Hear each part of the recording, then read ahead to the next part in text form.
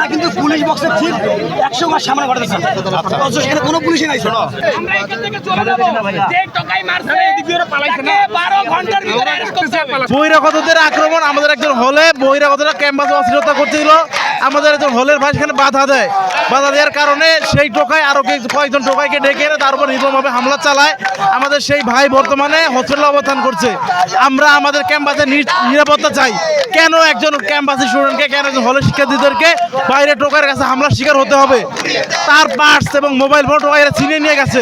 আমাদের ক্যাম্পাসের প্রশাসন যদি ছাত্রদেরকে নিরাপত্তা দিতে ব্যর্থ হয় তাহলে আজকের মধ্যে আমরা তাদের পদত্যাগ কামনা করছি। কারমাইকেল কলেজ রংপুরের আবু সাইদ হলের একজন বর্ডার, সম্মানিত বর্ডার, তার নাম হচ্ছে নাহিদ ইসলাম, শিক্ষা বিভাগে পড়ে, ইসলামের ভাষা ও সংস্কৃতি। সে হচ্ছে বাজার করার উদ্দেশ্যে আজকে হল থেকে লালবাগ বাজারের উদ্দেশ্যে আসে। পূর্বে আমাদের হল সংক্রান্ত এবং ক্যাম্পাসের বিভিন্ন বিষয় নিয়ে টোকাইদের সঙ্গে ইতিমধ্যেই ঝামেলা ছিল। তাকে অতর্কিতভাবে 20-30 জন এসে বেধড়ক মারধর করে এবং সে বর্তমানে রংপুর মেডিকেল কলেজ হাসপাতালে ভর্তি আছে।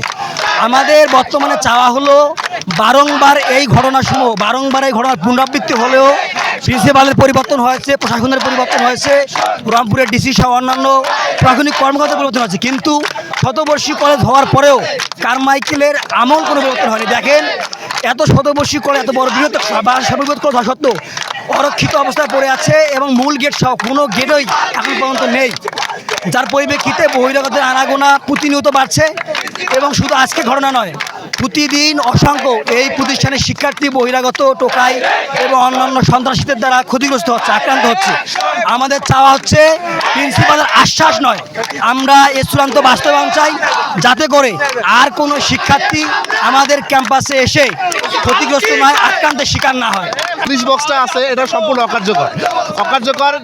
যার ফলপ্রেক্ষিতে একটু আগে, এই ঘন্টাখানেক আগে, আমাদের এক শিক্ষার্থী ক্যাম্পাসের ভিতরেই প্রায় 15-20 জন মিলে এত মারধর করছে, সে এখন মেডিকেল অবস্থান করছে। সেই অবরোধের প্রেক্ষিতে আমাদের পুলিশ বক্স করা হয়েছে, কিন্তু সেই পুলিশ বক্সে কোনো পুলিশ নাই। তো পুলিশ আসে, কিছুদিন পুলিশ আসছে, আর এখন আর কোনো পুলিশ নাই, যার জন্য হচ্ছে আমাদের এই অবস্থা। অনার্স প্রথম বর্ষে একজন স্টুডেন্ট ক্যাম্পাসে অবৈধ অশালীন কার্যকলাপ কিছু টোকাই এসে করতেছিল, তার প্রতিবাদ করায় লালবাগ সহ বিভিন্ন স্থানে কিছু টোকাই আছে, টোকাইগুলো এসে ক্যাম্পাসে এসে আমার ভাইকে একাই পেয়ে তারা এমনভাবে মারধর করছে, তার অবস্থা এখন আশঙ্কাজনক। সে হাসপাতালে আছে, আমার জানি না তার অবস্থা কি।